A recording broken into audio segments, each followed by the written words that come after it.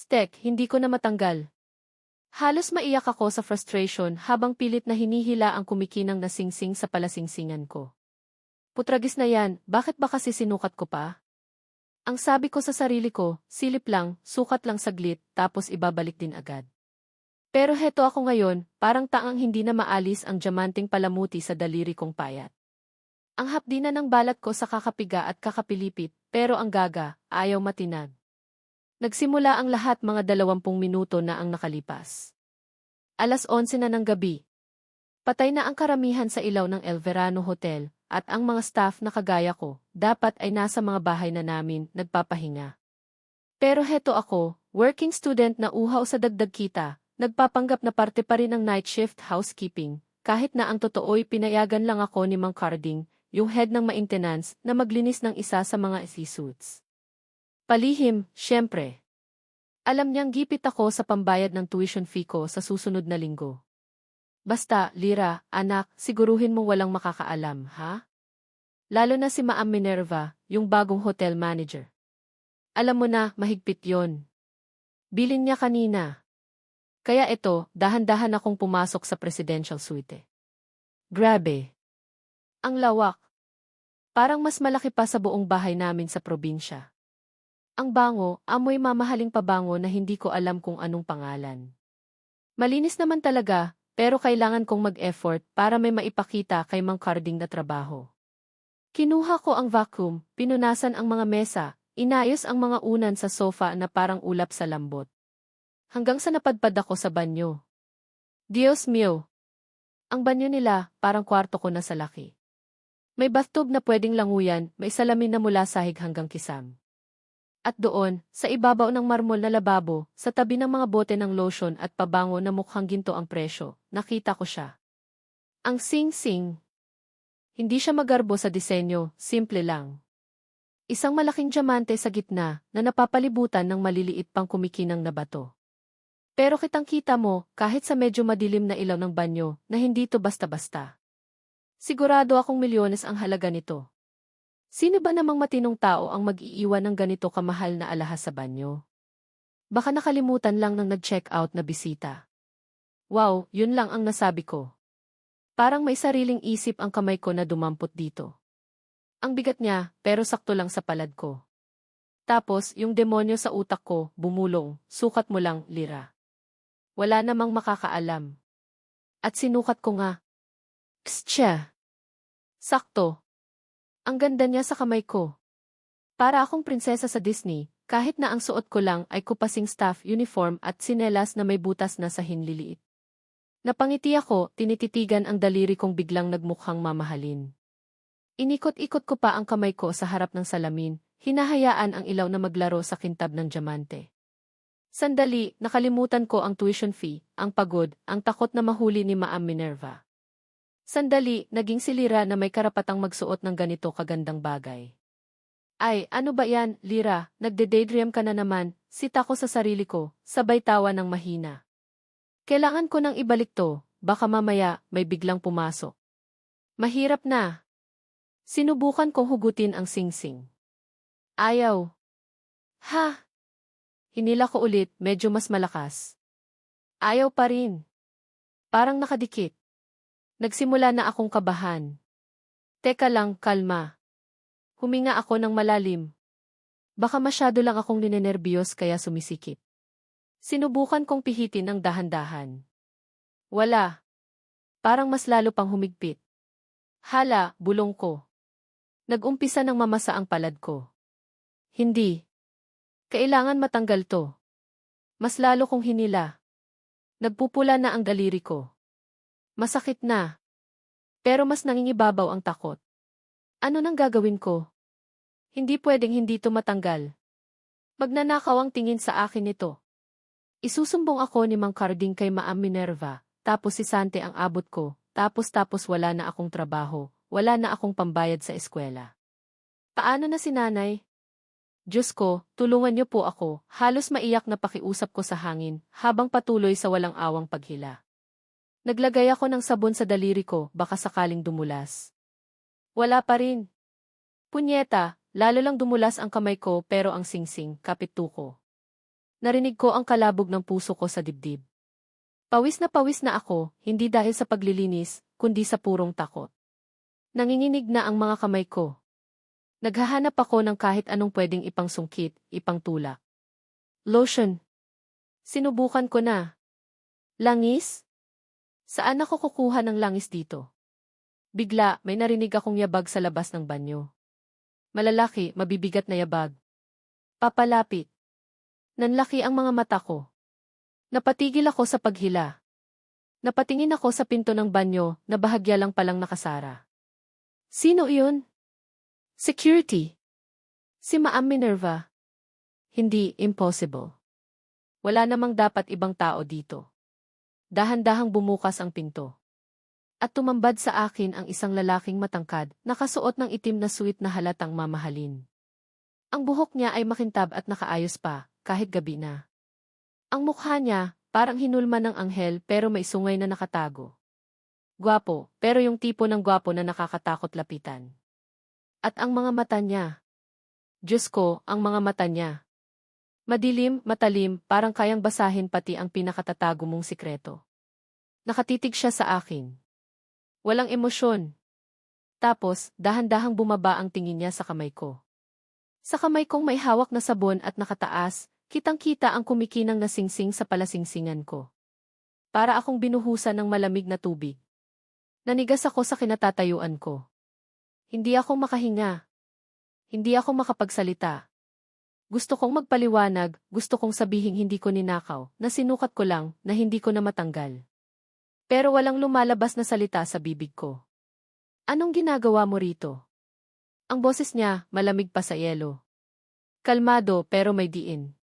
Bawat salita parang patalim. Sir, ano po di? Nauutal ako. Nanginginig na hindi lang ang kamay ko, kundi buong katawan ko. Tinitigan niya ulit ang singsing, tapos binalik ang tingin sa mukha ko. Isang kilay niya ang tumaas. At doon, sa mga mata niyang iyon, nakita ko ang akusasyon. Galit. Disgusto. Magnanakaw, sabi niya, hindi pa tanong, kundi isang deklarasyon. Malamig. Matigas. Hindi po. Sir, hindi po ako magnanakaw, halos pasigaw kong sabi, nanginginig ang boses. Sinukat ko lang po pero hindi ko na po matanggal. Pasensya na po di. Tumawa siya. Isang tawang walang saya. Mapakla. Sinukat mo lang. Sa ganitong oras? Sa suite ko. Suite niya. Ibig sabihin siya ang may-ari ng hotel? O siya yung ihisi na umuupa nito? Siya ang may-ari ng singsing. Patay. Triple patay. Sorry po talaga, sir. Hindi ko po sinasadya. Nagsimula nang mamuo ang luha sa mga mata ko. Anong nangyayari dito? Isang matinis na boses ang sumabat.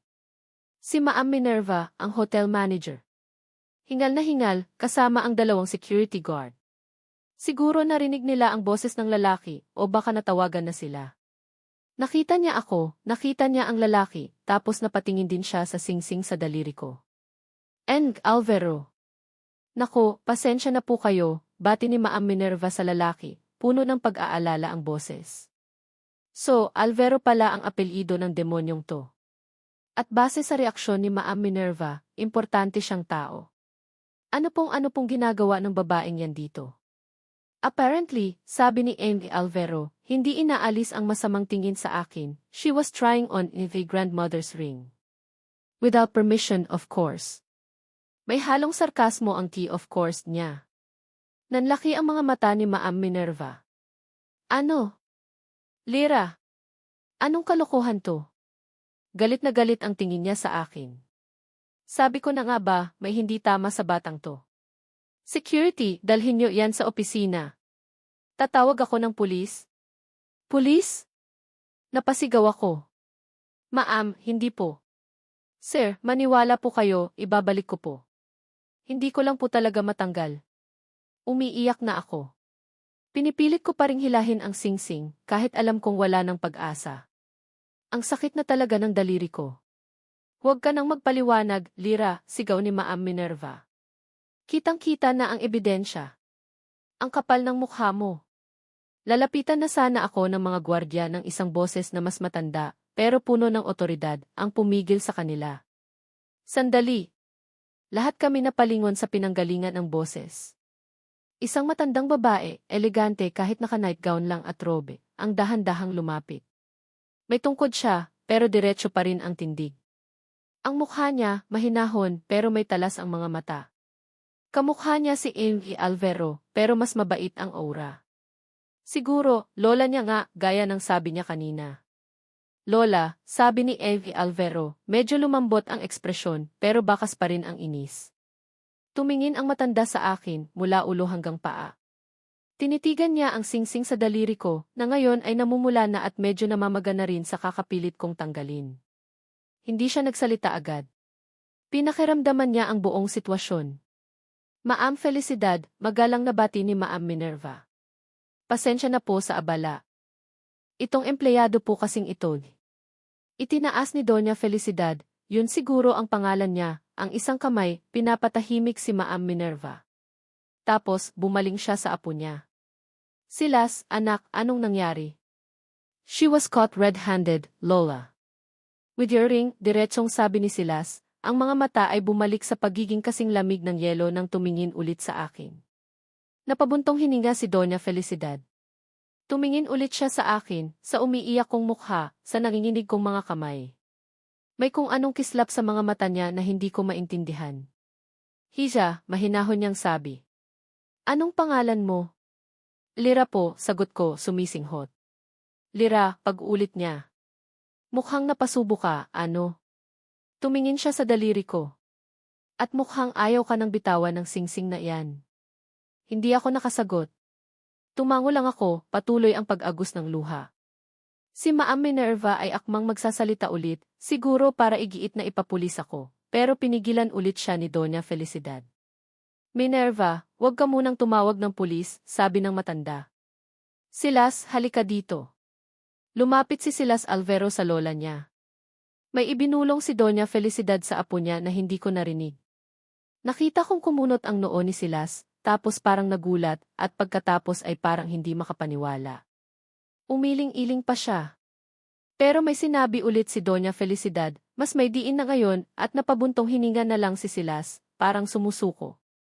Ano kayang pinag-uusapan nila? Mas lalo akong kinabahan. Pagkatapos ng ilang sandali, humarap ulit sa akin si Doña Felicidad. Ang mga mata niya, seryoso na ngayon. Lira, sabi niya, ang boses ay kalmado pero may bigat. May isang paraan para hindi ka makulong. Isang paraan para maayos natin to, pero kailangan mong pumayag sa isang kondisyon. Napatingin ako sa kanya, tapos kay Silas na ngayon ay nakatingin sa ibang direksyon, halatang ayaw sa kung anuman ang plano ng lola niya. Tapos binalik ko ang tingin kay Doña Felicidad. Kondisyon? Anong klaseng kondisyon? Basta hindi ako makukulong, basta hindi masisira ang kinabukasan ko, kahit ano papayag ako. Aano po yun, Maam Felicidad, tanong ko, ang puso ko ay kumakabog sa pag-aabang. Ngumiti si Doña Felicidad, isang ngiting misteryoso. Simple lang, hija. Para maniwala ang lahat na hindi mo ninakaw ang singsing na iyan. Huminto siya saglit, tinitigan ako ng diretso sa mata. Kailangan nilang maniwala na sa iyo talaga iyan. Na ikaw ang may-ari niyan. Kumunot ang noo ko. Hindi ko maintindihan. Paanong magiging akin to? At para mangyari iyon, pagpapatuloy ng matanda, kailangan mong magpanggap. Kailangan mong magpanggap na fiance ng apo ko. Nanlaki ang mga mata ko. Fiance? Ni M. Alvero. Parang huminto ang mundo ko. Parang nabingi ako sa sinabi ni Doña Felicidad. Fiance? Ako. Nang apo niyang si Silas Alvero na kung makatingin sa akin, ay parang gusto akong tunawin sa kinatatayuan ko. Nananaginip ba ako? Baka epekto lang to ng gutom at pagod. Baka kailangan ko lang ng malamig na tubig sa mukha. Pipo. Yun lang ang nagawa kong itanong, habang nakatingin ng naguguluhan kay Doña Felicidad, tapos kay Silas na ngayon ay parang sasabog na sa inis ang mukha. Si Maam Minerva naman, nakanganga, hindi makapaniwala sa narinig. Lola, ano ba tong sinasabi niyo? Halos pabulong pero puno ng iritasyong sabi ni Silas. This is ridiculous. Hindi ako papayag. Silas, mag-usap tayo, mahinahong sabi ni Doña Felicidad, pero may otoridad pa rin. Hinawakan niya sa braso ang apo at bahagya itong hinila palayo sa amin, papunta sa maisala ng suite. Naiwan kaming tatlo ni Ma'am Minerva at ng dalawang security guard na parang mga estatwang hindi alam ang gagawin. Ako naman, tulala pa rin, pinoproseso ang lahat. Ang singsing sa daliri ko, na kanina lang ay simbolo ng katangahan at posibleng pagkakakulong ko, ngayon ay tila naging susi sa isang sitwasyong mas komplikado pa kaysa sa algebra problem na sinasagutan ko sa eskwela. Narinig ko ang mahinang pagtatalo ni na Doña Felicidad at Silas. Hindi ko maintindihan lahat ng sinasabi nila, pero nahagip ng pandinig ko ang mga salitang negosyo, board members, reputasyon, at isang taon. Ano kayang meron? Maya-maya, bumalik sila. Si Doña Felicidad, kalmado pa rin ang mukha. Si Silas naman, nakakunot pa rin ang noo, pero parang wala na siyang magawa. Mapait ang ngiti niya nang tumingin sa akin. Hisa, Lira, panimula ni Doña Felicidad, umupo siya sa isang magarang upuan at sinenyasan akong maupo sa katapat nito. Alanganin akong sumunod. Si Ma'am Minerva ay nakatayo pa rin sa gilid, naghihintay ng instruction. Alam kong nabigla ka. Pero ito ang pinakamagandang solusyon sa ngayon para sa ating lahat. Huminga siya ng malalim. Ang pamilya namin, ang Alvero Corporation, ay nasa isang delikatong sitwasyon. May mga kasosyo kami sa negosyo na kailangang makumbinsi na matatag ang pamamalakad ng aking apo, si Silas. At sa mundo ng negosyo, minsan, ang pagkakaroon ng isang matatag na personal na buhay, tulad ng pagkakaroon ng mapapangasawa, ay nagbibigay ng impresyon ng katatagan at responsibilidad. Tumango-tango ako, kahit hindi ko pa rin lubos na naunawaan kung saan to papunta. Ano na kinalaman ko sa negosyo nila? Ang singsing na yan, turo niya sa kamay ko, ay pamana pa ng lola ko. At may sentimental value yan sa pamilya. Hindi basta-basta na ibibigay. Ngayong nasa iyo na yan at ayaw pang matanggal, naisip ko, baka ito na ang sagot sa mga dasal ko. Medyo naguluhan ako sa huli niyang sinabi, pero nagpatuloy siya. Ang mungkahi ko, sabi niya, diretsong nakatingin sa akin, ay magpapanggap kang fiance ni Silas. Sa loob ng 1 taon. 1 taon. 1 taon ng kasinungalingan. 1 taon nakatabi ang lalaking ito na halatang ayaw na ayaw sa akin. Kapalit nito, dagdag ni Doña Felicidad, lahat ng gastusin mo sa pag-aaral, sasagutin namin. Bibigyan ka namin ng disenteng tirahan. At higit sa lahat, hindi ka makukulong. Poprotektahan ka namin. Pagkatapos ng 1 taon, kapag naayos na ang lahat, malaya ka nang umalis. Ang singsing, kung matatanggal na natin yan, ay ibabalik mo. Kung hindi, pag-uusapan natin kung ano ang gagawin.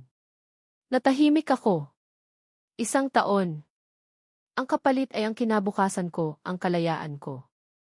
Pero ang presyo, ang magpanggap na mahal ko ang apo niya at mahal din ako nito. Kaya ko ba yun? Tumingin ako kay Silas. Nakatayo siya malapit sa bintana, nakatalikod sa amin, nakatingin sa mga ilaw ng syudad sa labas. Kahit nakatalikod, ramdam ko ang pagtutol niya. Ramdam ko ang galit niya. Sino ba namang gustong ipakasal, kahit peke pa, sa isang estrangherong nahuli niyang kinagnanakaw? Wala ka bang sasabihin, Silas? Tanong ni Doña Felicidad sa apo. Humarap si Silas, ang mukha ay blanko, pero ang mga mata ay nagniningas pa rin. Kailangan ko pa bang sabihin, Lola? Alam niyo na ang sagot ko. This is absurd. May iba pa namang paraan. Wala na, Silas. Napag-usapan na natin to, mariing sabi ng matanda. Ito na ang pinakamadali at pinakamabilis. Maliban na lang kung gusto mong masira ang lahat ng pinaghirapan ng lolo mo.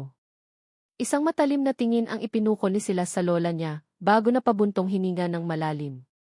Halatang napipilitan. Fine, sabi niya, parang isinusumpa ang salitang iyon. 1 taon. Pero pagkatapos noon, ayoko nang makita pa ang babaeng iyan. Ang sakit ng sinabi niya. Parang sinaksak ang puso ko, kahit alam kong wala naman talaga siyang pakialam sa akin. Babaeng iyan. Yun lang ako sa kanya. Napayuko ako. Ang bigat sa dibdib. Takot. Lungkot. Pangamba. Halo-halo na ang nararamdaman ko. Gusto kong tumanggi. Gusto kong sabihing hindi, salamat na lang po. Haharapin ko na lang ang pulis. Pero paano si nanay? Paano ang mga pangarap ko? Masisira ang lahat dahil lang sa isang pagkakamali, sa isang sandali ng kahangalan. Lira, tawag ni Doña Felicidad, ginising ako sa malalim na pag-iisip. Ano ang desisyon mo? Nag-angat ako ng tingin. Nakita ko ang pag-asa sa mga mata ni Doña Felicidad. Nakita ko ang pagkainip sa mukha ni Silas. Nakita ko ang pag-aalala ni Maam Minerva. Huminga ako ng malalim. Pinunasan ko ang natitirang luha sa pisngi ko. Kailangan kong maging matapang. Para sa sarili ko. Para kay nanay. Pumapayag po ako, sabi ko, nanginginig pa rin ang boses. Isang maliit na ngiti ang sumilay sa labi ni Doña Felicidad. Mabuti. Minerva, baling niya sa hotel manager, pakiasikaso ang release papers ni Lira. At simula bukas, hindi na siya empleyado dito. Masusunod po, Maam Felicidad, sagot ni Maam Minerva, medyo gulat pa rin pero sumunod agad. Silas, iho, sabi ulit ni Doña Felicidad sa apo. Ihahatid mo si Lira sa penthouse. Doon na siya titira simula ngayon. At bukas na bukas din, ipapatawag ko si Attorney Salcedo para sa kontrata. Penthouse? Kontrata? Parang lalo akong nalulunod sa sitwasyong to. Walang imik na tumango lang si Silas. Ang sama pa rin ang tingin sa akin. Gabi na nang matapos ang lahat ng papeles. Pinauwi na muna ako ni Doña Felicidad sa apartment na tinutuluyan ko para kumuha ng ilang gamit. Sabi niya, kakaunti lang daw muna ang dalhin ko dahil bibili na lang daw kami ng mga bago. Ang yaman talaga. Habang nag-iimpake ako ng ilang damit at libro sa lumang bag ko, hindi ko mapigilang umiyak. Ang bigat-bigat ng pakiramdam ko. Ano ba tong pinasok ko? Isang taon ng pagpapanggap. Isang taon na malayo sa simpleng buhay ko. Isang taon kasama ang isang lalaking halatang sukdulan ang galit sa akin. Paano ko to sasabihin kay nanay? Sasabihin ko bang mayaman na ako bigla? Na may fiance na akong si. Hindi siya maniniwala. At ayokong magsinungaling sa kanya. Pero paano? Nang makabalik ako sa hotel, naghihintay na sa lobby si Silas. Nakasandal sa pader, nakakrus ang mga braso, mukhang nainip na. Nang makita niya ako, tumayo siya ng tuwid at walang sabi-sabing naglakad papunta sa elevator. Sumunod lang ako, bitbit ang maliit kong bag. Tahimik kami sa loob ng elevator. Ang awkward. Ramdam ko ang bawat paghinga niya, ang bawat paggalaw. Amoy na amoy ko ang mamahalin niyang pabango. Nahihiya akong tumingin sa kanya. Nakatitig lang ako sa numerong umiilaw sa panel ng elevator, pataas ng pataas. Pagdating namin sa penthouse, literal na napanganga ako. Mas malaki pa to sa presidential suite kanina. May sarili itong elevator entrance. Ang mga bintana, mula sahig hanggang kisame, kitang-kita ang buong syudad. Ang mga gamit, sobra sa elegante. Parang museum. Dito ang kwarto mo, sabi ni Silas, tinuro ang isang pinto sa dulo ng hallway. Malamig pa rin ang boses niya. May sarili kang banyo. Huwag kang lalabas-labas kung hindi kailangan. At huwag mong pakikialaman ang mga gamit ko. Tumango lang ako. Para akong daga na naligaw sa palasyo. Bukas, darating si attorney. Basahin mong mabuti ang kontrata bago ka pumirma, dagdag pa niya, tapos tumalikod na at pumasok sa isa pang pinto, siguro kwarto niya. Ni hindi man lang nag-good night. Naiwan akong mag-isa sa napakalawak na sala.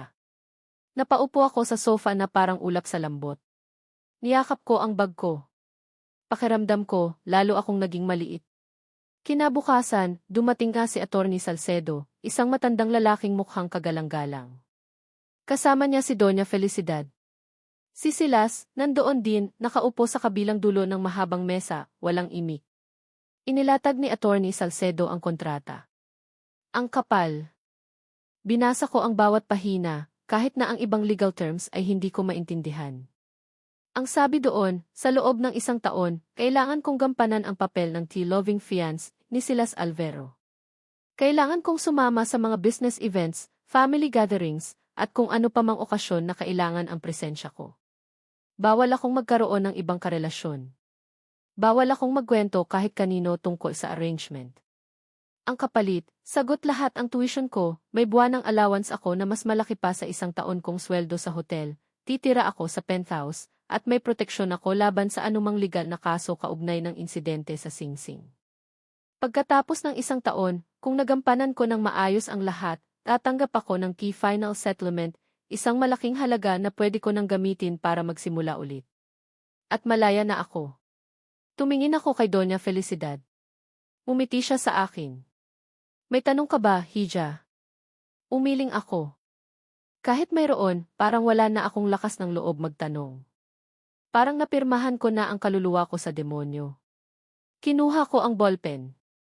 Nanginginig ang kamay ko. Tumingin ako kay Silas. Nakatingin siya sa akin, walang emosyon. Pumirma ako. Welcome to the family, Lira, sabi ni Doña Felicidad, tinapik ang kamay ko. Umiti ako ng pilit. Pagkaalis ni Doña Felicidad at ni Attorney Salcedo, naiwan kaming dalawa ni Silas. Tumayo siya. May mga patakaran dito sa bahay, sabi niya, ang boses ay malamig at formal. Una, yung kwarto mo, yun lang ang teritoryo mo. Huwag kang papasok sa kwarto ko o sa opisina ko nang walang pahintulot. Pangalawa, may magluluto at maglilinis dito, si Manang Elsa. Siya ang matagal ng kasambahay namin. Galangin mo siya. Pangatlo, kapag nasa labas tayo, kailangan nating umarteng parang mahal natin ang isa't isa. Pero dito sa loob ng bahay, huwag kang umasang kikilos ako na parang may gusto ako sa'yo. Dahil wala. Tumango lang ako. Bawat salita niya, parang tinik na tumutusok sa akin. At pang-apat, dagdag niya, humakbang palapit sa akin, ang mga mata niya ay nakatitig ng diretsyo sa mga mata ko, huwag na huwag kang mahuhulog sa akin. Dahil hindi kita sasaluhin. This is purely business. Nothing more, nothing less. Pagkasabi noon, tumalikod na siya at umalis. Naiwan akong nakatayo doon, hawak ang kopya ng kontratang nagbigti sa kalayaan ko. Kinagabihan, habang inaayos ko ang ilang damit ko sa napakalaking walk-in closet ng kwarto ko, na mas malaki pa sa buong apartment ko dati, pumasok si Manang Elsa, ang kasambahay na sinasabi ni Silas. May edad na siya, mga 50 anyos, pero malakas pa. Ngumiti siya sa akin, isang ngiting malungkot. Hisha, Lira, diba, sabi niya. Ako si Elsa. Kung may kailangan ka, sabihin mo lang sa akin. Salamat po, Manang Elsa, sabi ko. Pasensya ka na kay Sir Silas, ha, sabi niya habang tinutulungan akong magtupi ng damit. Mabait naman yun dati. Naging ganyan lang siya simula nung nangyari yung kay Maam Bianca. Bianca, tanong ko. Tumango si Manang Elsa. Yung dati niyang nobya. Akala ng lahat, sila na ang magkakatuluyan. Kaso, iniwan siya. Simula noon, naging mailap na si Sir Silas sa mga babae. Parang takot nang magmahal ulit. Huminga siya ng malalim. Ang totoo niyan, Hija, si Sir Silas hindi na yun marunong magmahal. Parang may kumirot sa dibdib ko nang marinig yun. Hindi marunong magmahal. Isang taon akong magpapanggap na mahal ng isang taong hindi na marunong magmahal. Nang gabing yon, sa malambot at malawak na kama ko sa penthouse, umiyak ako nang umiyak hanggang sa makatulog ako. Ang lungkot. Ang pangamba. Ang takot sa kung ano ang mangyayari sa akin sa susunod na isang taon. Hawak ko ang singsing sa daliri ko. Kumikinang pa rin ito sa dilim. Ang singsing na nagdala sa akin sa sitwasyong ito. Ang singsing ng may-ari. At ngayon, ako na ang pag-aari ng isang kasunduang walang puso. Lumipas ang mga unang linggo ko sa penthouse na parang isang mahabang panaginip o bangungot, depende sa anggulo. Ang buhay ko nagbago overnight. Mula sa pagiging working student na nagkukumahog sa pamasahe at pambaon, naging defiance ako ng isang bilyonaryong si. May sarili akong driver, may credit card na walang limit, at ang wardrobe ko, puno ng mga damit na dati ay sa magazine ko lang nakikita. Pero lahat yun may kapalit. Ang kalayaan ko at ang kapayapaan ng loob ko. Si Silas, tulad ng inaasahan, ay malamig pa sa yelo ng North Pole. Sa umaga, sabay kaming mag-aalmusal, isang utos ni Doña Felicidad para daw masanay kami sa isa't isa. Pero ang almusal namin parang lamay. Tahimik. Walang imikan. Minsan, nahuhuli ko siyang nakatingin sa akin, pero hindi yung tingin na may interes, kundi yung tingin na sinusuri ako, na parang isa akong spesimen sa ilalim ng microscope. Nakakailang. Hindi niya ako hinahawakan, maliban na lang kung nasa labas kami at kailangang umarte. Isang beses, may business dinner kami. Pagbaba namin ng kotse, bigla niyang hinawakan ang kamay ko. Nagulat ako. Ang init ng palad niya, kabaligtaran ng lamig ng pakikitungo niya. Pero ang pagkakahawak niya, formal, walang emosyon. Parang obligasyon lang. Pagpasok namin sa venue, binitawan niya rin agad. Sa gabi, kanya-kanya kami ng mundo. Siya, madalas nasa opisina niya sa loob ng penthouse, o kaya ay may kausap sa telepono, puro tungkol sa negosyo. Ako naman, nasa kwarto ko, nagbabasa ng libro, o kaya ay nag-aaral online. Hindi na ako pumasok sa dati kong unibersidad. Si Doña Felicidad na ang nag-enroll sa akin sa isang mas prestihiyosong online program. Para hindi ka masyadong ma-expose sa labas, Hija, sabi niya. Mahirap na, baka may makakilala sa iyo at magtanong. Napansin ko rin ang isang bagay kay Silas. Tila may trauma siya sa mga babae, gaya ng nabanggit ni Manang Elsa. Minsan, kapag nagkakasalubong kami sa hallway at aksidenteng magkadikit ang braso namin, bigla siyang iiwas, parang napaso. O kaya, kapag may babaeng staff sa opisina niya na medyo malapit ang pag-upo o pag-abot ng dokumento, kitang-kita ko ang pagiging uncomfortable niya. Hindi yung tipo ng hiya, kundi yung tipo ng takot. O baka disgusto. Isang hapon, habang naglilinis si Manang Elsa sa kwarto ni Silas, ako kasi, bawal pumasok doon, di ba, sumilip ako. Wala naman si Silas, nasa opisina. Napansin ko ang isang drawer sa tabi ng kama niya na bahagyang nakaawang. Dahil sa walang hiya kong kuryosidad, sinilip ko. Isang litrato. Picture ng isang babae. Maganda siya. Mahaba ang buhok, matamis ang ngiti. Nakasuot ng puting bestida, nakatayo sa isang beach. Masaya ang aura niya. Siya na kaya si Bianca, yung ex-girlfriend ni Silas na binanggit ni Manang Elsa. Siguro. Bakit kaya nakatago pa rin to ni Silas? Hindi pa ba siya naka-move on? Biglang may tumikhim sa likod ko. Si Manang Elsa. Ay, Hija, Lira. Nandyan ka pala. Umiti siya, pero alam kong nahuli niya ako. Ah, Manang, napadaan lang po, palusot ko, namumula ang mukha. Umiti lang ulit si Manang Elsa at ipinagpatuloy ang paglilinis. Pero bago siya lumabas, sinabi niya, mahal na mahal ni Sir Silas yun si Maam Bianca. Akala nga namin sila na talaga.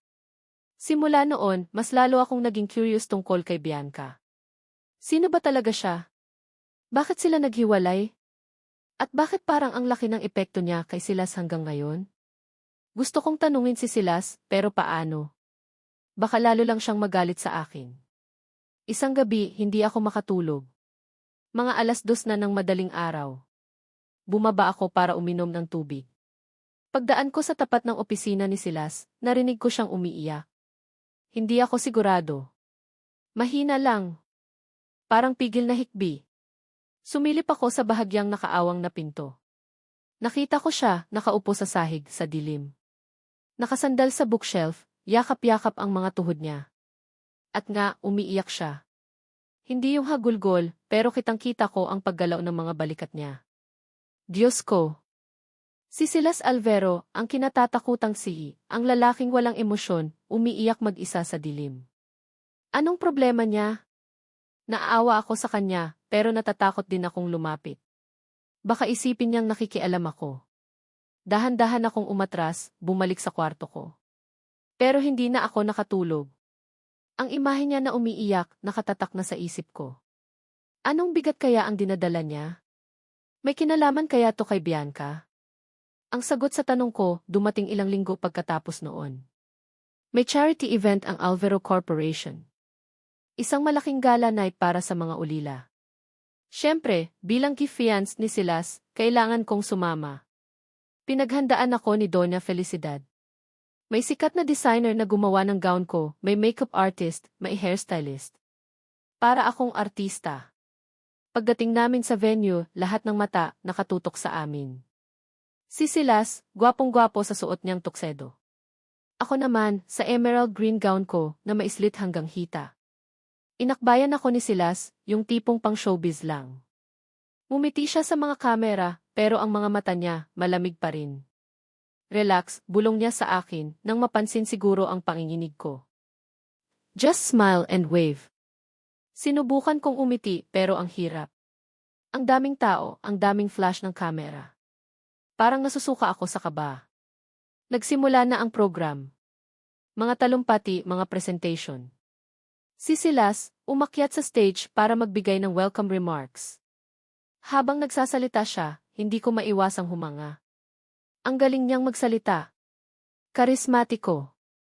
Kitang-kita mo kung bakit siya ang fifi ng isang malaking kumpanya. Pagbaba niya ng stage, sinalubong siya ng mga tao, mga business partners, mga kaibigan. Nakasunod lang ako sa kanya, parang anino. Maya-maya, may lumapit sa aming isang grupo. At kasama nila, ang isang babaeng pamilyar ang mukha. Mahabang buhok, matamis ang ngiti. Nakaeleganteng pulang gown. Siya yung babae sa litrato. Si Bianca. Nanlaki ang mga mata ko. Napatingin ako kay Silas.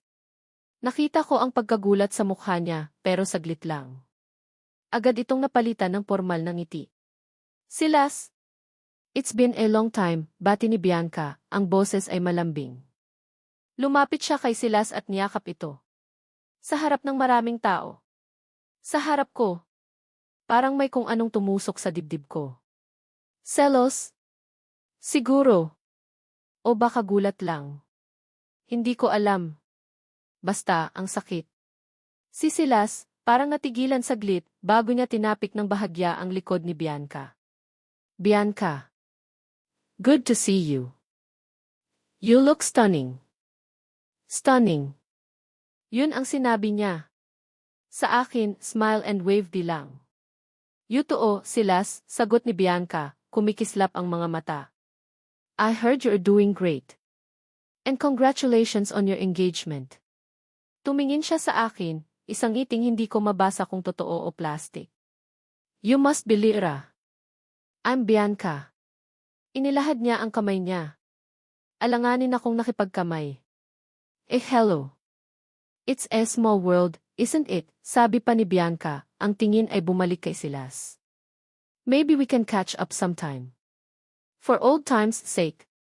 Bago pa makasagot si Silas, sumingit na si Doña Felicidad na hindi ko na malayang nasa tabi na pala namin. Bianca, Hija.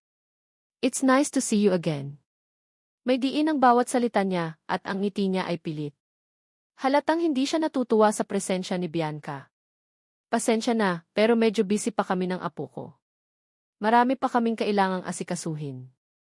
Parang naintindihan naman ni Bianca ang ibig sabihin ni Doña Felicidad. Oh, of course, Tita Felicidad. CJ, I'll see you around. Umiti ulit siya kay Silas, isang ngiting ng aakit, bago tumalikod at umalis kasama ang grupo niya. Naiwan kaming tatlo. Si Doña Felicidad, masama ang tingin sa direksyon kung saan nawala si Bianca. Si Silas, tahimik, hindi makatingin sa akin. Ako naman, parang gusto ko nang umuwi. Excuse me, sabi ko, hindi ko na napigilan ang sarili ko. Leo lang po ako. Hindi ko na hinintay ang sagot nila. Mabilis akong naglakad papunta sa restroom, pinipigilan ang luha na nagbabadyang tumulo. Pagpasok ko sa cubicle, doon na ako napahagulgol. Ang sakit. Hindi ko alam kung bakit, pero ang sakit-sakit. Dahil ba sa yakap nila? Dahil ba sa paraan ng pagtingin ni Silas kay Bianca? O dahil alam kong ako, si Lyra, ay hamak na tagapanggap lang. Isang peking fiance. Samantalang si Bianca, siya yung totoo. Siya yung minahal. Ang tanga-tanga ko. Bakit ba ako nasasaktan? Wala naman akong karapatan. Kasunduan lang naman to, pero bakit parang totoo yung kirot? Pinunasan ko ang luha ko. Inayos ko ang sarili ko. Hindi ako pwedeng magmukhang kawawa. Kailangan kong harapin to. Paglabas ko ng restroom, nakita ko si Silas na naghihintay sa labas. Mukhang nag-aalala. O baka naman guilty. Lyra, are you okay? Tanong niya. Hindi ako sumagot. Tinitigan ko lang siya. Uwi na tayo, sabi ko, malamig ang boses. Pero hindi pa tapos ang event. Pagod na ako, putol ko sa kanya. Gusto ko nang umuwi. Nakita ko ang pag-aalangan sa mukha niya, pero sa huli tumango siya. Okay. CJ. Tahimik kami sa kots pauwi. Hindi siya nagsasalita. Ako rin.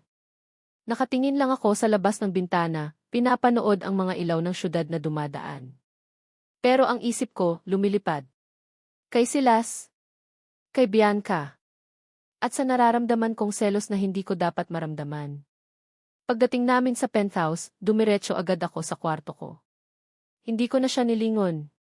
Narinig ko siyang bumuntong hininga bago pumasok sa sarili niyang kwarto. Nahiga ako sa kama, yakap-yakap ang unan. Tanaw mula sa bintana ko ang kumikinang na syudad. Pero ang puso ko parang binabalot ng kadiliman. Sino ka ba talaga, Silas Alvero? At ano ba talaga ang papel ko sa buhay mo, maliban sa pagiging isang babaeng maisuot ng singsing ng may-ari? Isang babaeng napilitan lang magpanggap. At si Bianca, siya na ba ang lihim sa likod ng lahat ng panlalamig niya? Siya na ba ang dahilan kung bakit sinabi ni Manang Elsa na hindi na siya marunong magmahal? Ang dami kong tanong.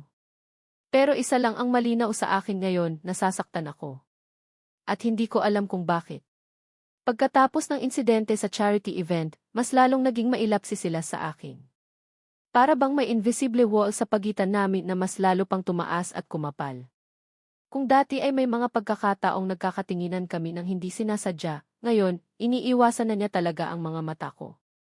Ang mga almusal namin, mas lalo pang naging tahimik, kung posible pa yon. Pakiramdam ko, bumalik kami sa umpisa, o baka mas malala pa. Si Doña Felicidad, napapansin niya ang tensyon. Minsan, sinusubukan niyang gumawa ng paraan para mag-bonding kami ni Silas. Ipinagluluto niya kami ng paborito naming pagkain, o kaya inag-aayang manood ng scene sa home theater ng penthouse. Pero wala ring epekto. Si Silas, laging may dahilan para umiwas o umalis agad. Ako naman, pinipilit kong maging normal. Nag-aaral ako, nagbabasa, nanonood ng mga lumang pelikulang Pilipino sa kwarto ko. Pero sa gabi, bago matulog, hindi ko maiwasang isipin si Silas, si Bianca, at ang kirot na nararamdaman ko. Selos pa rin ba to? O baka naman ewan. Ayokong pangalanan. Isang araw, sinabi ni Doña Felicidad na kailangan naming pumunta ni Silas sa isang isla sa Palawan. May isang importanteng investor daw doon na kailangang kausapin ni Silas tungkol sa isang bagong resort project. At syempre, bilang supportive fans, kailangan kong sumama. 2 days lang naman yun, Hija, sabi ni Doña Felicidad, ngumiti. Consider it mini vacation. Malay mo, magka-developan pa kayo lalo doon. Kinindatan niya ako. Napangiti lang ako ng pilit. Developan? Sa sitwasyon naming to, parang mas malabo pa sa mata ng bagong gising. Sa private plane kami sumakay papuntang Palawan. Si Silas, katabi ko, pero parang hangin lang ako sa kanya. Naka-earphone siya, nakatingin sa labas ng bintana. Ako naman, nagkunwaring nagbabasa ng libro, pero ang totoo, pasulyap-sulyap ako sa kanya. Ang gwapo niya talaga, lalo na kapag seryoso ang mukha. Nakakainis. Bakit ba kasi ang sungit-sungit niya? Pagdating namin sa isla, sinalubong kami ng staff ng resort. Ang ganda ng lugar. Puting buhangin, asul na dagat, mga niyog na sumasayaw sa hangin. Para akong nasa postcard. May sarili kaming villa na may private pool pa. Pero imbes na ma-excite, mas lalo akong nalungkot. Sayang ang ganda ng lugar kung kasama mo naman ay taong yelo. Kinausap ni Silas yung investor. Habang sila'y nagpupulong, naiwan akong mag-isa sa villa. Nag-swimming ako sa pool, nagbabad sa araw. Sinubukan kong i-enjoy ang sandali pero may kulang. Kinagabihan, pagkatapos ng dinner kasama yung investor na napaka-formal at boring, bumalik kami ni Silas sa villa. Akala ko didiretso na siya sa kwarto niya. Pero nagulat ako nang maupo siya sa may veranda, nakatingin sa dagat. Ang ganda dito, no, sabi ko, sinisubukang basagin ang katahimikan. Tumingin siya sa akin tapos sa dagat ulit. Tipid niyang sagot. Lumapit ako at umupo sa tabi niya, pero may distansya pa rin. Ang lakas ng hangin dala ang amoy ng dagat. Ang payapa ng paligid. Sayang, no, sabi ko ulit. Kumunot ang noo niya. Anong sayang? Sayang yung ganda ng lugar kung hindi mo naman na-appreciate, sabi ko, medyo may patama. Tumingin siya sa akin, yung tingin na parang ayon lang niya ako talaga nakita. Sinong nagsabing hindi ko na-appreciate? Kasi parang lagi kang galit sa mundo, sabi ko, mas mahina na ngayon. Hindi siya sumagot agad. Tumingin ulit siya sa dagat. Hindi ako galit sa mundo, Lira. May mga bagay lang na mahirap kalimutan. Alam kong si Bianca ang tinutukoy niya. Tumango lang ako. Nagkaroon ng sandaling katahimikan. Tapos, bigla siyang nagsalita. Bakit ka pumayag sa arrangement na to? Nagulat ako sa tanong niya. Hindi ko inaasahan. Kasi wala akong choice, sabi ko. Kailangan ko ng pera para sa pag-aaral ko. At natakot akong makulong. Tumingin siya sa akin, may kung anong emosyon sa mga mata niya na hindi ko mabasa. Kahit na ang kapalit ay ang kalayaan mo. Minsan, kailangan mong mamili, sabi ko. At pinili ko yung mas makakabuti para sa akin at sa pamilya ko, in the long run. Tumango siya, parang may naintindihan. Pareho pala tayo, sabi niya, halos pabulong. Pareho tayong napilitan. Hindi na kami nagsalita pa pagkatapos noon. Pero yung katahimikan, hindi na kasing bigat ng dati. Parang may nabawas na konting yelo sa pader na nakapagitan sa amin. Kinabukasan, dapat ay babalik na kami ng Manila. Pero nagising kami sa malakas na hangin at ulan. May bagyo daw na paparating. Lahat ng biyahe ng eroplano at bangka, kanselado. Stranded kami. Great. Just great, sabi ni Silas, halatang frustrated. Nakatayo siya sa may bintana, pinapanood ang paglakas ng ulan. Ako naman, ewan ko, pero parang may konting saya akong naramdaman. Hindi dahil sa bagyo, kundi dahil mas matagal kaming magkakasama. Tanga ba ako? Siguro. Dahil sa bagyo, nawala ng kuryente sa buong isla. Ang resort may generator, pero para lang sa essential. Na ilaw at sa kusina. Sa villa namin, kandila lang ang ilaw namin. Gutom na ako. Hindi pa kami nag-aalmusal. May pagkain pa kaya tayo, tanong ko kay Silas. Ewan. Puntahan ko si Manong, yung caretaker ng villa, sabi niya. Kinuha niya yung payong at lumabas sa gitna ng malakas na ulan. Pagbalik niya, basang-basa siya, pero may dala siyang isang basket. May instant noodles daw at ilang delata. Pwede na to. Habang nagluluto siya ng noodles sa maliit na kalandigas na dinala rin ni Manong, pinanood ko siya. Ang galing niyang kumilos. Parang sanay. Marunong ka pala magluto, tanong ko. Konting basics lang, sagot niya, hindi nakatingin sa akin. Nung college ako sa States, mag-isa lang ako sa apartment. Kailangan matuto. Hindi ko alam yun. Ang dami ko pa palang hindi alam tungkol sa kanya. Kumain kami ng noodles sa ilalim ng liwanag ng kandila. Ang sarap o baka gutom lang talaga ako. Nagkikwentuhan kami ng kung ano-ano, tungkol sa pag-aaral ko, tungkol sa trabaho niya, pero yung mga hindi masyadong sensitibo. Nagulat ako, ang gaan ng pakiramdam. Nakangiti siya, yung totoong ngiti. At ang mga mata niya may kislap.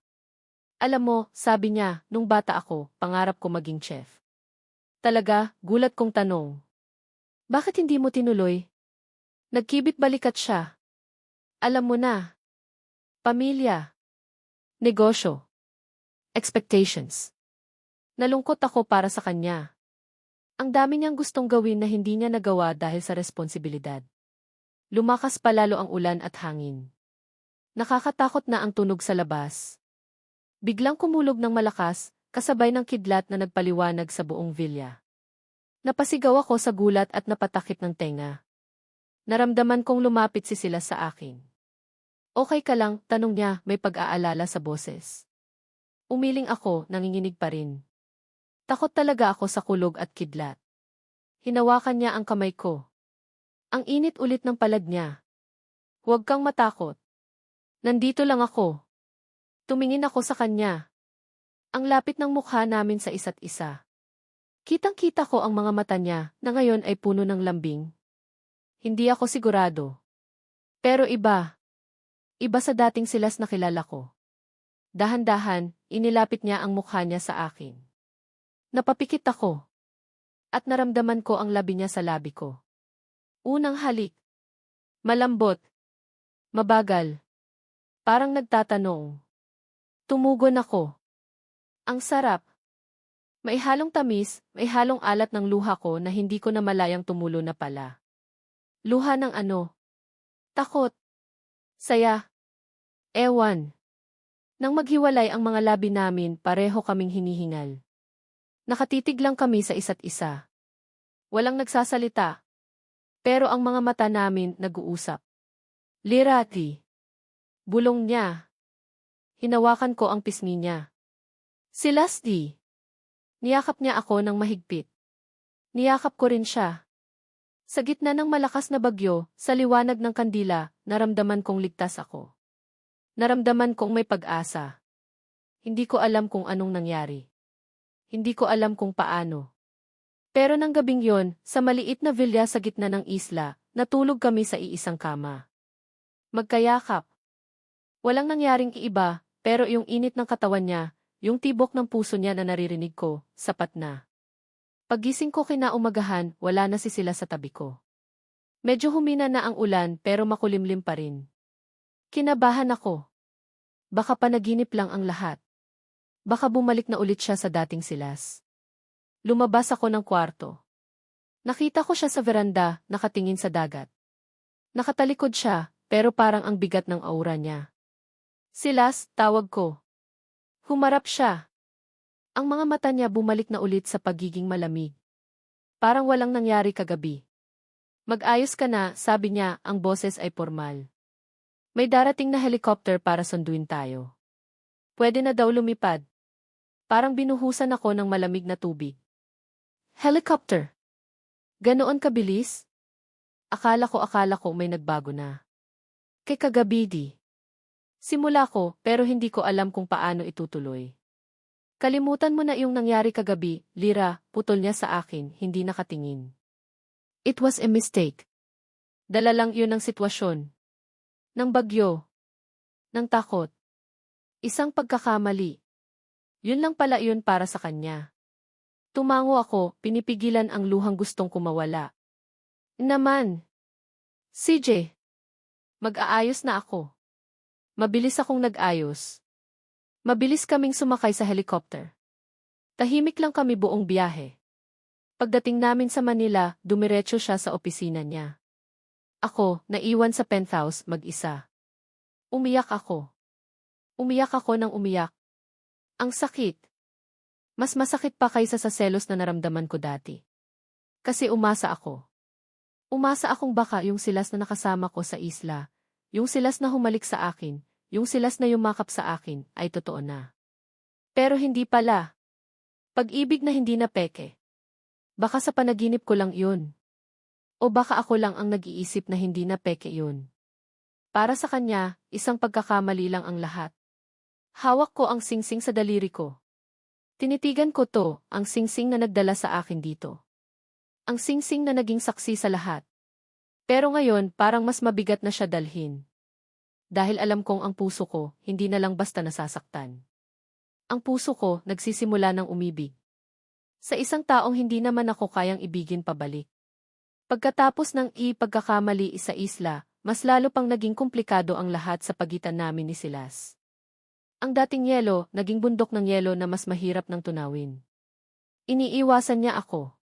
Kung dati ay nagkakasabay pa kami sa almusal, ngayon, sinisigurado niyang tapos na siyang kumain, bago pa ako bumaba, o kaya inagpapadala na lang ng pagkain sa opisina niya sa loob ng penthouse. Ang mga pag-uusap namin, kung meron man, ay puro tungkol na lang sa mga official na lakad namin bilang mag-fiance, mga business dinner, mga family gathering na kailangan naming daluhan. At sa mga pagkakataong yun, ang galing-galing niyang umarte. Ang sweet niya sa harap ng ibang tao, ang attentive, parang totoong-totoo. Pero pag kami na lang dalawa, balik ulit sa pagiging estranghero. Ako naman, sinubukan kong ibalik sa dati ang lahat. Pinilit kong isipin na walang nangyari sa isla. Na yung halik, yung yakap, yung mga sandaling iyon na naramdaman kong may kami, ay ilusyon lang. Pero ang hirap. Lalo na kapag gabi at naalala ko ang init ng mga labi niya, ang tibok ng puso niya. Nasasaktan ako, pero kasabay noon may parte sa akin na umaasa pa rin. Tanga na kong tanga. Madalas akong nahihilo nitong mga nakaraang araw. At parang lagi akong pagod kahit wala naman akong masyadong ginagawa. Akala ko stress lang.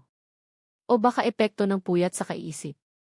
Isang hapon, nagpasya akong pumunta sa klinik malapit sa building ng Alvero Corp. Para magpatingin.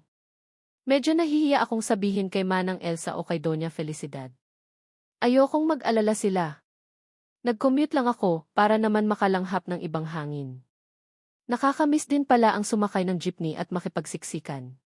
Pagkatapos ng check-up, sinabi ng doktora na kailangan ko raw ng ilang tests. Medyo kinabahan ako pero sinabi niyang routine lang naman daw. Binigyan niya ako ng reseta para sa vitamins. Habang naglalakad ako pa uwi, iniisip ko kung ano kaya ang problema. Sana naman, wala lang to, ayokong magkaroon ng sakit, lalo na't ang dami kong responsibilidad.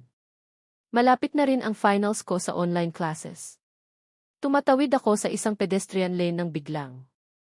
Lira! May sumigaw ng pangalan ko. Lumingon ako. Si Bianca. Nakatayo sa kabilang kalsada, malapit sa isang coffee shop. Nakangiti siya, pero parang may kakaiba sa ngiti niya. Akmang tatawid siya palapit sa akin. Kasabay noon, may isang itim na kotse na biglang humarurot, parang galing sa kung saan. Diretso ang takbo sa akin. Wala na akong oras para umiwas. Narinig ko ang malakas na busina, ang sigaw ng mga tao. Tapos, dilim. Nagising ako sa isang puting kwarto. Amoy gamot. Ospital. Ang sakit ng buong katawan ko. Lalo na ang ulo ko. Sinubukan kong bumangon pero pinigilan ako ng isang kamay. Lira, huwag ka munang gumalaw. Si Silas. Nakaupo sa tabi ng kama ko. Ang mukha niya, puno ng pag-aalala. May mga gasgas siya sa braso at sa noo. Anong nangyari sa kanya? Silas aanong di. Hirap akong magsalita. Ang tuyo ng lalamunan ko. Naaksidente ka, sabi niya, ang boses ay garalgal. Nabundol ka ng kotse. Pero okay ka na. Sabi ng doktor, minor injuries lang. Magkakaroon ka lang ng mga pasa. Minor injuries. Bakit parang binugbog ako ng 10 adik? Ikaw? Anong nangyari sa'yo? Tanong ko, tinutukoy ang mga sugat niya. Wala to, sabi niya. Nakita kita pagkatapos tinakbuhan kita agad. Hinawakan niya ang kamay ko. Ang higpit ng hawak niya. Diyos ko, Lira. Akala ko mawawala ka na sa akin. Nanginginig ang boses niya. May luha sa mga mata niya. Nagulat ako. Ito ba talaga si Silas Alvero? Ang lalaking yelo. Umiiyak dahil sa akin. Teka, sabi ko. Si Bianca, nakita ko si Bianca bago-bago yung aksidente. Kumunot ang noo ni Silas. Si Bianca. Anong kinalaman niya? Hindi ko alam. Pero parang siya yung di. Hindi ko matapos ang sasabihin ko. Ang gulo ng isip ko. Dumating ang doktor. Kinumusta ako? Sinabi niyang kailangan ko pa ng ilang araw sa ospital para maobserbahan. Tapos, may sinabi siya na ikinagulat naming dalawa ni Silas. Congratulations, Lim Alvero, Lira, sabi ng doktor, nakangiti. She's pregnant. About 6 weeks. Buntis? Ako. Napatingin ako kay Silas. Nanlalaki ang mga mata niya, hindi makapaniwala. Napahawak ako sa tiyan ko. May laman to. May baby. Anak namin ni Silas. Parang huminto ang mundo ko. Halo-halong emosyon ang naramdaman ko.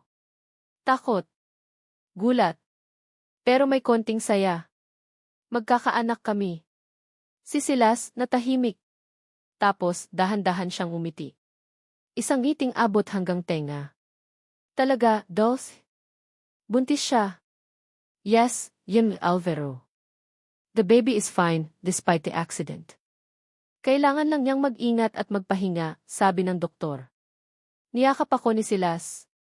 Magkakababy na tayo, Lira, bulong niya, ang boses ay puno ng tuwa. Magkakapamilya na tayo. Napangiti ako. Pamilya. Ang sarap pakinggan. Pero ang saya namin hindi nagtagal. Kinabukasan, habang nagpapahinga ako sa kwarto ko sa ospital, dumating si Doña Felicidad. Tuwang-tuwa rin siya sa balita. Pero may dala siyang isang bagay na nagpabago sa lahat. Isang EXB flash drive. Lira, Hija, sabi niya, seryoso ang mukha. May kailangan kang makita. Isinaksak niya yung USB sa laptop na dala ni Silas. Isang video file. IHS footage. Mula sa isang tindahan malapit sa pinangyarihan ng aksidente. Kitang-kita sa video ang pagtawid ko. Kitang-kita rin si Bianca sa kabilang kalsada. At kitang-kita ang itim na kotse na bumundol sa akin. Medyo malabo ang kuha sa driver, pero nang i-zoom at i-enhance. Si Bianca. Si Bianca ang nagmamaneho ng kotse. Nanlamig ako. Hindi. Hindi pwede. Bakit niya gagawin yun? Sinadya niya, Lira, sabi ni Doña Felicidad, ang boses ay puno ng galit. Sinadya niyang sagasaan ka. Napatingin ako kay Silas. Ang mukha niya hindi maipinta. Gulat. Hindi makapaniwala. Hindi, sabi ni Silas, umiiling. Hindi yan magagawa ni Bianca. Baka kamukha lang. O baka nagkataon lang. Silas, anak, sabi ni Doña Felicidad. Kilala ko si Bianca. At alam kong kaya niyang gawin to, mahal ka niya. Pero may pagka-obsessive siya. At ngayong alam niyang may fiance ka na, at magkakaanak pa kayo, baka hindi niya nakayanan. No, sigaw ni Silas. Hindi yan totoo. Hindi si Bianca yan. Mahal niya ako, hindi niya ako sasaktan. Hindi niya sasaktan ang anak namin. Silas, tingnan mo ang ebidensya, giit ni Doña Felicidad. Pero si Silas, ayaw maniwala. Hindi. Kailangan kong makausap si Bianca. Siya lang ang makakapagsabi ng totoo. Tumayo siya at akmang aalis. Silas, sigaw ko. Saan ka pupunta? Kakausapin ko siya, sabi niya, hindi nakatingin sa akin. Para malaman ang totoo. Para patunayang nagkakamali kayo. Pero Silas di. Huwag ka nang sumunod, Lira, sabi niya, ang boses ay malamig na ulit. Magpahinga ka na lang dyan. At umalis na siya. Naiwan akong umiiyak. Si Doña Felicidad, niyakap ako. Pasensya ka na sa apo ko, Hija, sabi niya. Mahirap para sa kanya tanggapin. Masyado siyang nabulag kay Bianca. Hindi ako makapaniwala. Ang babaeng minahal niya, ang babaeng iniiyakan niya, ay kayang pumatay. Para lang makuha ulit siya. At si Silas, mas pinaniniwalaan pa niya yung babaeng yun kaysa sa akin, kaysa sa ebidensya. Ang sakit. Sobrang sakit. Akala ko, yung pagbubuntis ko, yun na ang magiging daan para maging totoo na ang lahat sa amin ni Silas. Akala ko, yun na ang simula ng pamilya namin. Pero mukhang yun pa ang lalong nagpagulo sa lahat. Nang gabing yun, hindi bumalik si Silas sa ospital. Si Doña Felicidad na ang nagbantay sa akin. Umiyak ako ng umiyak. Dahil sa takot. Dahil sa galit. Dahil sa pagtataksil. At dahil sa realisasyon na baka nga, tama si Manang Elsa. Si Silas Alvero, hindi na talaga marunong magmahal. O baka naman, may mahal siyang iba at hindi ako iyon. At handa siyang ipagtanggol yung mahal niya, kahit na ang kapalit ay ang buhay ko at ang buhay ng anak namin. Lumipas ang ilang araw sa ospital na parang walang katapusan. Si Silas, hindi na nagpakita. Tumatawag siya kay Doña Felicidad para kumustahin ako. O siguro, ang baby lang, pero ni minsan, hindi niya ako direktang kinausap. Ang sakit. Parang pinapatunayan niya lang na mas mahalaga pa rin si Bianca, na mas pinaniniwalaan niya pa rin ito kaysa sa akin. Nang makalabas ako ng ospital, bumalik ako sa penthouse. Pero iba na ang pakiramdam. Ang dating tahanan na unti-unti ko nang natutunang mahalin, ngayon ay parang isang malamig na kulungan. Si Silas, laging wala. Laging nasa opisina o kaya may inaasikaso. Alam kong iniiwasan niya ako. Alam kong ang iinaasikasop niya ay si Bianca. Isang gabi hindi ko na natiis. Pinuntahan ko siya sa opisina niya sa loob ng penthouse. Naabutan ko siyang nakaupo sa swivel chair niya, nakatalikod sa pinto, nakatingin sa labas ng bintana. Silas, tawag ko, nanginginig ang boses. Lumingon siya. Ang mga mata niya, pagod. Malalim ang mga eyebags. Pumayat siya. Pero ang lamig ng tingin niya nandoon pa rin. Anong kailangan mo, Lyra? Tanong niya, walang emosyon. Kailangan nating mag-usap, sabi ko. Tungkol sa atin. Tungkol sa baby. Bumuntong hininga siya. Walang dapat pag-usapan, Lyra. Inaasikaso ko na ang lahat para sa kapakanan ng bata. Hindi ko siya pababayaan. Hindi yun ang ibig kong sabihin, medyo tumaas na ang boses ko. Tayo, Silas? Paano na tayo? Hindi ka ba naniniwala sa akin? Sa nakita mo sa kisses? Tumayo siya at lumapit sa bintana. Mahirap paniwalaan, Lyra. Kilala ko si Bianca. Hindi niya iyon magagawa. Pero ginawa niya, git ko, nararamdaman ko na ang pangingilid ng luha. Muntik na niya akong mapatay, Silas. Muntik na niyang mapatay ang anak mo. Humarap siya sa akin, ang mukha ay puno ng paghihirap. Hindi ko alam, Lyra. Hindi ko na alam kung sino ang paniniwalaan ko. Ganoon na lang ba yun, sabi ko, tumutulo na ang luha. Pagkatapos ng lahat. Pagkatapos ng isla. Wala lang ba yun sayo? Nakita ko ang kislap ng sakit sa mga mata niya, pero agad din iyong nawala. Sinabi ko na sayo, Lyra. Ang nangyari sa isla, pagkakamali lang yun. Parang sinampal ako ng paulit-ulit. Pagkakamali. Yun lang talaga ang tingin niya sa lahat. Kung ganoon, sabi ko, pinipigilan ang hikbi, kung hindi mo ako kayang paniwalaan, kung mas matimbang pa rin siya sayo siguro nga, wala na tayong dapat pag-usapan. Tumalikod ako at naglakad papunta sa pinto. Lyra, saan ka pupunta? Tanong niya, may bahid ng panik sa boses. Aalis na ako, sabi ko, hindi lumilingon. Hindi ko kayang manatili sa isang lugar, kung saan hindi ako pinaniniwalaan ng taong mahal ko. Nasabi ko na. Mahal ko siya. Kahit gaano kasakit, yun ang totoo. Narinig ko ang mga yabag niya palapit sa akin. Hinawakan niya ang braso ko. Huwag, Lyra. Please. Huwag kang umalis. Para sa baby. Humarap ako sa kanya. Hindi lang para sa baby, Silas. Paano naman ako? Paano naman yung puso ko? Pagod na akong masaktan. I'm sorry, sabi niya, ang boses ay basag. I'm sorry kung nasasaktan kita. Pero hindi ko pa kayang bitawan si Bianca. Hindi pa. Tumulo ang luha ko ng tuluyan. Alam ko. At yun ang pinakamasakit sa lahat. Binitawan ko ang pagkakahawak niya sa braso ko. Mag-iingat ka, Silas. Pagkasabi noon, lumabas na ako ng opisina niya. Dumiretso ako sa kwarto ko at nagsimulang mag-impact. Kinuha ko lang ang mga damit ko, ang iilang gamit na personal ko. Ang mga alahas, ang mga mamahaling bag, lahat ng bigay nila, iniwan ko. Hindi ko kailangan yun. Habang nag-iimpake ako, pumasok si Manang Elsa. Umiiyak siya.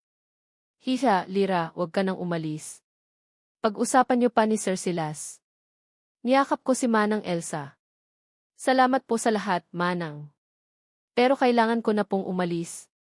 Para sa sarili ko at para sa anak ko. Paglabas ko ng kwarto, dala ang maliit kong maleta, nakita ko si Silas na nakatayo sa may sala, hinihintay ako. Ang mukha niya, parang pinagsakluban ng langit at lupa. Lyra, please, pakiusap niya ulit. Huwag ngayon. Hayaan mo munang ayusin ko to. Umiling ako. Wala ka namang aayusin, Silas. Dahil para sa'yo, walang problema. Ako lang ang problema. Nilampasan ko siya. Pero bago ako makarating sa pinto, nagsalita siya. Saan ka pupunta? Sa lugar kung saan tahimik, sagot ko. Sa lugar kung saan walang manloloko. Sa lugar kung saan pwede akong magsimula ulit. Hindi na siya sumagot. Narinig ko na lang ang malalim niyang buntong hininga. Paglabas ko ng penthouse, paglabas ko ng building, hindi ko alam kung saan ako pupunta. Gabi na.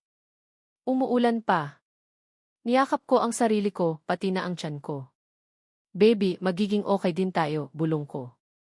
Naglakad ako ng walang direksyon. Ang bawat patak ng ulan, parang nakikisabay sa lungkot ko. Saan ako pupunta? Kay nanay. Pero ayokong mag-alala siya.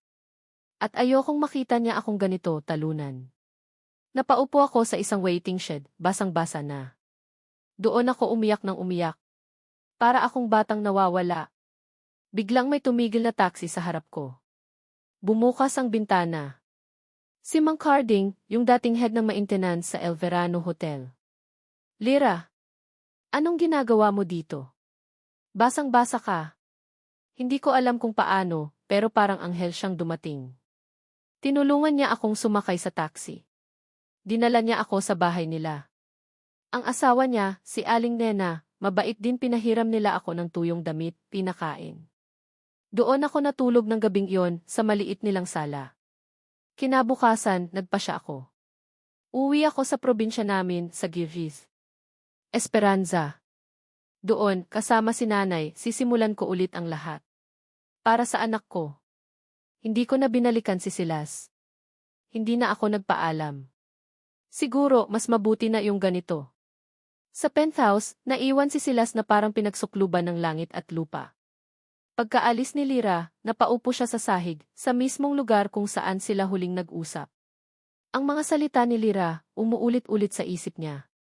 Hindi mo ako kayang paniwalaan. Mas matimbang pa rin siya sa'yo. Taong mahal ko. Mahal siya ni Lira. At pinakawalan niya ito. Kinabukasan, habang gulong-gulo pa rin ang isip niya, dumating si Attorney Salcedo. May dala itong isang video. Hindi kasi. Isang video na kuha mismo ni Bianca, gamit ang cellphone niya. Alvaro, I think you need to see this, sabi ni Attorney Salcedo, seryoso ang mukha. This was anonymously sent to the office. Mukhang galing sa isang taong malapit kay Ms. Bianca. Pinanood ni Silas ang video. Si Bianca, nagmamaneho. Kitang-kita ang galit sa mukha niya. May kausap siya sa telepono, naka-loudspeaker. Ako nga. Ako ang sumagasa sa lira na iyon, sigaw ni Bianca sa kausap niya. Dapat lang sa kanya iyon. Ahas siya. Inagaw niya sa akin si Silas. Akala niya matatalo niya ako. Hindi. Akin lang si Silas. Akin lang. Napatigil sa paghinga si Silas. Ang boses ni Bianca, puno ng galit, puno ng obsesyon. Hindi to ang Bianca na kilala niya. Hindi to ang Bianca na minahal niya. At yung sinasabi nilang buntis siya. Kasinungalingan lang yun. Ginagamit niya lang yun para makuha si Silas. Pero hindi ako papayag. Kung hindi mapupunta sa akin si Silas, hindi rin siya mapupunta sa iba. Kahit napatayin ko pa silang dalawa. Napapikit si Silas. Ang sakit. Parang dinudurog ang puso niya. Ang babaeng pinagtanggol niya, ang babaeng pinaniwalaan niya, ito pala ang tunay na kulay. Isang demonyo. Pagkatapos ng video, may isa pang audio recording. Si Bianca ulit, kausap ang isang lalaki. Nagpaplano sila. Planong saktan ulit si Lira, o baka pati na si Silas. Totoo lahat, Alvaro, sabi ni Attorney Salcedo. Si Ines Bianca nga ang may kagagawa ng lahat. At mukhang may mas malala pa siyang binabalak. Hindi na nagsalita si Silas. Tumayo siya, kinuha ang susi ng kotse niya. Saan ka pupunta, sir? Tanong ni Attorney Salcedo. Kay Lira, sabi ni Silas, ang boses ay puno ng pagsisisi. Kailangan ko siyang mahanap. Pero huli na ang lahat. Nang mga panahong yun, nasa biyahe na ako papuntang Girgiz. Esperanza. Malayo sa gulo ng syudad. Malayo kay Silas. At pagkalipas ng ilang buwan, sa isang maliit na health center sa aming bayan, sa tulong ni nanay at ng mga komadrona, isinilang ko ang isang malusog na batang lalaki.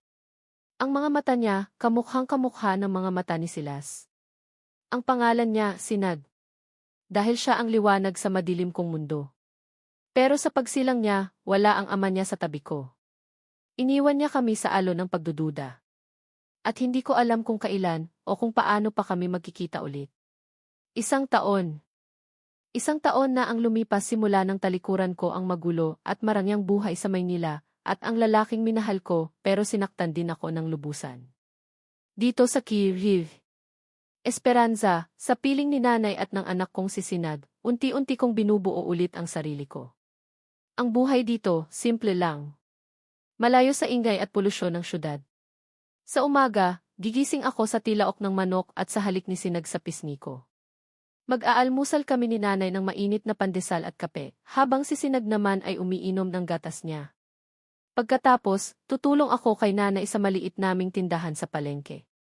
Si Sinag, iiwan namin sa kapitbahay naming si Aling Puring, na parang pangalawang lola na rin niya.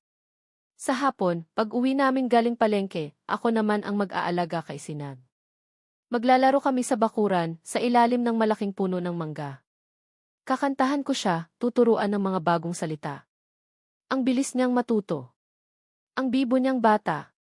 Siya ang araw ko, ang inspirasyon ko. Hindi ko na binalita kay Silas ang tungkol kay Sinag. Para saan pa? Iniwan niya kami. Pinili niya si Bianca. Siguro, masaya na siya ngayon. At ako. Masaya na rin ako. Masaya ako sa simpleng buhay namin dito. Kahit minsan, sa gabi, kapag tulog na si nanay at si Sinag, hindi ko maiwasang maalala si Silas. Ang mga mata niya, ang ngiti niya, kahit bihira, ang init ng yakap niya noong gabing yun sa isla. Napapabuntong hininga na lang ako. Siguro hanggang doon na lang talaga kami. Ang singsing na naging dahilan ng lahat, suot ko pa rin. Ilang beses kong sinubukang tanggalin pero ayaw talaga. Parang sumpa. Pero tinanggap ko na lang. Siguro, parte na to ng pagkatao ko. Isang paalala ng nakaraan, ng mga pagkakamali at ng mga aral na natutunan ko. Isang umaga, habang nag-aayos ako ng paninda sa palengke, may narinig akong bulong-bulungan. May bago raw na dayo sa barangay. Isang lalaking mayaman daw galing Maynila. Nagtatanong daw tungkol sa isang babaeng nagngangalang Lira. Kinabahan ako. Impossible. Paano niya ako mahahanap dito? Lira! Lira, anak, sigaw ni Aling Puring, tumatakbo papalapit sa akin. Hila-hila si Sinag na nakangiti at kumakaway pa. May naghahanap sa'yo. Nasa labas ng palengke. Nanlamig ang buong katawan ko. Sino? Dahan-dahan akong lumabas ng palengke. At doon, sa ilalim ng sikat ng araw, nakatayo siya. Si Silas. Pero iba siya ngayon.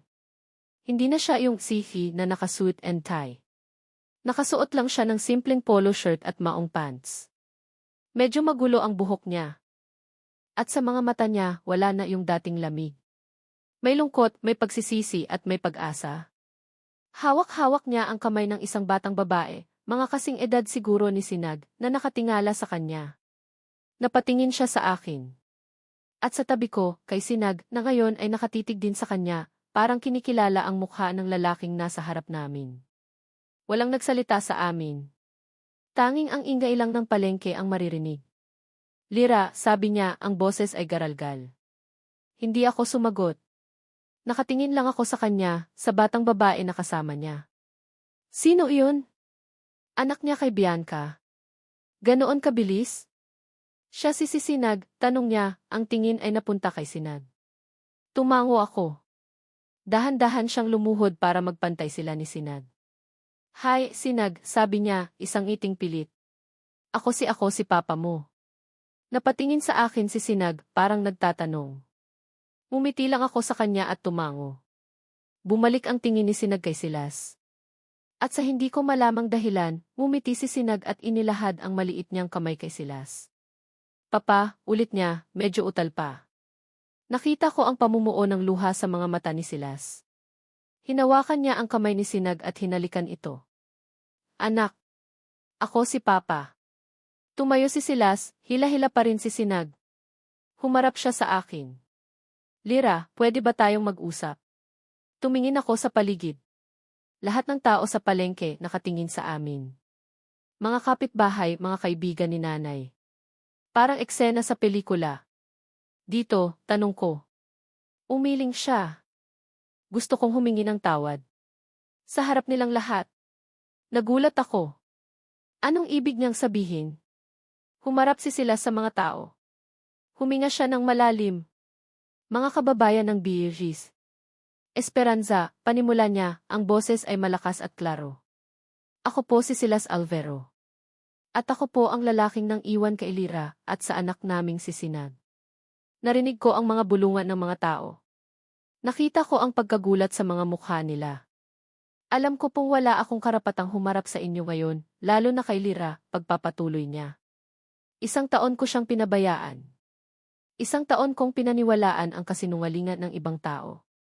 1 taon akong naging duwag. Napayo ko siya. Pero sa 1 taon na iyon, natutunan ko ang leksyon ko. Nalaman ko kung sino ang tunay na mahalaga sa akin. Nalaman ko kung gaano ako katanga para pakawalan ang babaeng pinakamamahal ko at ang anak namin. Nag-angat siya ng tingin, diretsong nakatingin sa akin. Lira, patawarin mo ako. Alam kong hindi sapat ang sorry. Alam kong nasaktan kita ng sobra. Pero nandito ako ngayon para itama ang lahat. Para bumawi sa'yo at kay Sinad. Lumapit siya sa akin. Lumuhod siya sa harap ko, sa harap ng buong barangay. Lira, mahal na mahal kita. Mahal na mahal ko kayo ni Sinad. Please, bigyan mo pa ako ng isang pagkakataon. Hayaan mo akong patunayan na nagbago na ako. Hayaan mo akong maging ama kay Sinag at maging asawa sa'yo. Pakasalan mo ako ulit, Lira. This time, for real. This time, with all my heart. Tumulo na ang luha ko. Hindi dahil sa sakit, kundi dahil sa tuwa. Pag-asa. Hindi ko alam.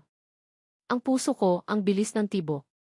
Tumingin ako kay nanay na nasa tabi ko na pala, umiiyak din bumiti siya sa akin at tumango. Tumingin ako kay Sinag na nakangiti pa rin, hawak ang kamay ni Silas. At tumingin ako kay Silas na nakaluhod pa rin, naghihintay ng sagot ko. Sa mga mata niya, nakita ko ang sincerity, ang pagsisisi, at ang pagmamahal na matagal ko nang hinahanap. Silas ni. Yun lang ang nasabi ko. Lira, sabi niya ulit, ang boses ay puno ng pag-asa. Huminga ako ng malalim. Pinunasan ko ang luha ko. Tumayo ka na dyan, sabi ko. Tumayo siya, pero hindi inaalis ang tingin sa akin. Sabi ko, isang maliit na ngiti ang sumilay sa labi ko. Silas, papakasalan kita ulit. Narinig ko ang hiyawan ng mga tao sa paligid. Si nanay, niyakap ako. Si Sinag, pumapalakpak. At si Silas, niyakap ako ng mahigpit. Salamat, Lira. Salamat. Pangako, hindi na kita bibigin ulit. Hinalikan niya ako. Sa harap ng buong barangay. Isang halik na puno ng pagmamahal, ng pangako, at ng bagong simula. At yung batang babae na kasama niya kanina. Siya pala si Maya, anak ng dati niyang driver na namatay. Inampon siya ni Silas. Isa yun sa mga pagbabagong nangyari sa kanya sa loob ng 1 taon. Natuto siyang magpahalaga sa iba, hindi lang sa sarili niya. Makalipas ang ilang linggo, sa ilalim ng malaking puno ng mangga sa bakuran namin, kung saan madalas kaming maglaro ni Sinad, ginanap ang aming kasal. Simple lang. Walang magarboong resepsyon, walang mga sikat na bisita. Tanging si Nanay, si Manang Elsa, si Doña Felicidad, na tuwang-tuwa, si Maya, ang mga taga-barangay. Esperanza at syempre si Sinag na ring biro namin. Suot ko ang isang simpleng puting bestida. Si Silas, nakabarong Tagalog. Ang singsing na dati simbolo ng kasunduan, ngayon ay simbolo na ng tunay na pag-ibig. Nang magpalitan kami ng T.I.D., alam kong ito na yun. Ito na ang simula ng happily ever after namin. Hindi perpekto dahil walang perpektong love story. Pero totoo. At yun ang mahalaga. Pagkatapos ng kasal, habang papalubog ang araw, tumayo kaming 3, ako, si Silas, at si Sinag, sa tabi ng dagat. Magkahawak kamay. Pinanood namin ang pagkulay kahel ng langit. Mahal kita, Lira, bulong ni Silas. Mahal din kita, Silas, sagot ko. Niyakap kami ni Sinag. Love you, Mama. Love you, Papa. Napangiti kami. Ang puso ko puno ng saya. Ang pamilya ko buo na. Ang babaeng dating may suot lang ng singsing ng may-ari, ngayon ay asawa na ng may-ari ng puso niya. At kasama nila ang bunga ng kanilang pag-ibig, isang sinag ng pag-asa na laging magpapaalala sa kanila na kahit gaano pa kadilim ang nakaraan, laging mailiwanag na naghihintay sa dulo. Ang kailangan lang ay matutong magpatawad, magtiwala at magmahal muli. Minamahal kong mga mambabasa. Una sa lahat, mula sa kaibuturan ng aking puso, maraming salamat po sa inyong pagsubaybay sa kwento ni Lira at Silas. Ang bawat kabanata na inyong tinutukan, ang bawat emosyon na inyong naramdaman kasama nila, ay isang malaking karangalan para sa akin. Hindi mabubuo ang kwentong ito kung wala ang inyong mainit na pagtanggap. Habang isinusulat ko ang key, ang babaeng maisingsing ng may-ari, para akong isinasakay sa isang roller coaster ng iba't ibang damdamin. Nariyan ang kilig sa mga simpleng titigan, ang takot sa mga hindi inaasahang pangyayari, ang kirot ng mga pagtataksil, at ang walang kapantay na saya sa mga sandali ng pagpapatawad at pagmamahalang muli. Bawat karakter, lalo na sina Lyra at Silas, ay naging parang tunay na mga kaibigan ko, na ang bawat pagsubok at tagumpay ay personal kong naramdaman. Nais kong iparating sa pamamagitan nila ang isang kwentong malapit sa puso, yung tipong kahit tapos na ninyong basahin, ay maiiwan pa ring ngiti o munting aral. Ang pangunahing mensahe na nais kong ibahagi ay ang kapangyarihan ng pag-ibig na maghilom, magpatawad, at magbigay ng pangalawang pagkakataon. Sa buhay, hindi maiiwasan ang mga pagkakamali, ang mga pagdududa, at ang mga sakit. Ngunit tulad ni Lyra at Silas, kung mananaig ang tunay na pagmamahal at ang pagnanais na itama ang mga mali, laging may pag-asang bumangon at magsimula muli. Ang pag-ibig ay hindi laging madali, minsan kailangan itong ipaglaban, ngunit ito rin ang nagbibigay ng kulay at kahulugan sa ating buhay. Isa pa, ang kahalagahan ng pamilya, hindi lamang yung dugo ang nananalaytay, kundi pati na rin yung pamilyang ating pinipili at nabubuo dahil sa pagmamahal. Sana po, sa paglalakbay ninyo kasama sina Lyra at Silas, ay may napulot kayong inspirasyon o aral na maibabahagi rin ninyo sa iba. Kung nagustuhan ninyo ang kanilang kwento, malugod ko po kayong inaanyayahan na ibahagi ito sa inyong mga kaibigan, kapamilya, o kahit kanino na sa tingin inyo ay may enjoy din ito. At syempre, huwag po kayong mag-atubiling mag-iwan ng inyong mga komento, saloobin, o kahit anong mensahe. Ang inyong mga feedback ay napakahalaga at nagsisilbing inspirasyon sa akin upang patuloy pang lumikha ng mga kwentong tatatak sa inyong mga puso. Hanggang sa muli nating pagkikita sa mga susunod pang mga akda. Nagmamahal. Ang inyong manunulat.